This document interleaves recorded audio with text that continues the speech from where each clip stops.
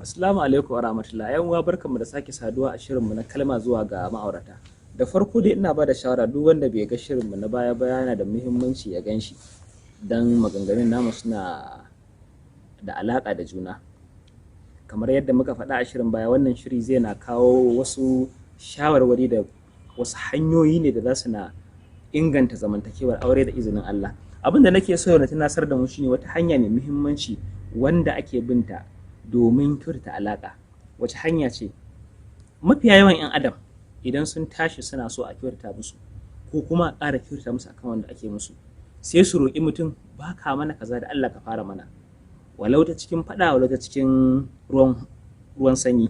Abin da kuma mutane ba su sani ba shine shi kuma ɗan adam idan kai ba masa akan daidai ɗinsa guda ɗaya, zai ƙara maka wani daidai ɗin ya zama biyu, fiye da idan ka roƙe shi ƙarin daidai na biyu.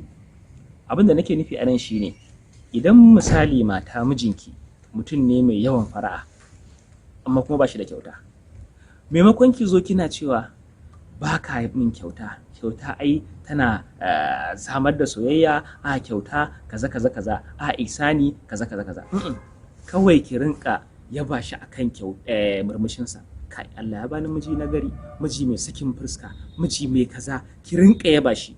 To zai cikin sauki shi kuma zai shiga tunani, a'a to wance kuma ta wace hanya zan ainihin wato ƙara faranta mata, bayan wannan abin take yawan kullum me zan ƙara?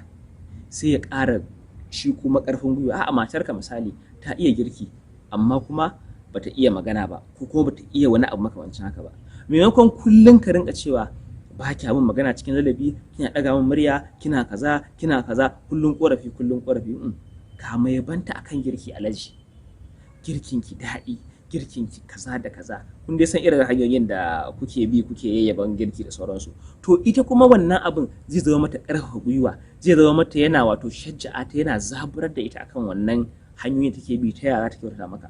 Saboda shi ɗan yana da wani abu, baya son rashin godiya. Kuma kamar yadda muka sani har a addini, wanda baya gode wa mutane ba sai gode wa Allah ba. So mu riƙa godiya da yabo da jinjina da nuna farin ciki da jin daɗin mu akan alheri dan haka da abokan zaman mu suke mana. Da izinin Allah idan muka kazo za ku ga sun mana haka. Amma idan ka manta dan hakan da suka yi, ka je kana ni korafi, ko da abin da ba sa yi din ya fi dan karamin da suke muhimmanci, to su ko maimakon su kyautata sai su ɗauka, a'a ai wani ba shi da godiya, kaza da nake mishi ma bai gani ba, kaza da nake mishi ma bai gani ba. So wancan da yake yi sai ya daina, sai kuma ya zo bai dawo maka wannan da kake yi ba. So kun ga maimakon a ce an rasa duka, aƙalla gara ku ƙarfafe su ci gaba da muku wanda suke yi.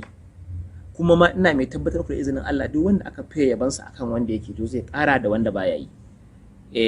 Za mu dakata a nan, sai a shiri na gaba da izinin Allah. Muna fata za ku yi mana subscribing, ku yi mana liking, ku yi mana sharing. Sannan akwai comment box, duk wani shawara ko wani gyara muna maraba da shi. Naku Anas Darazo.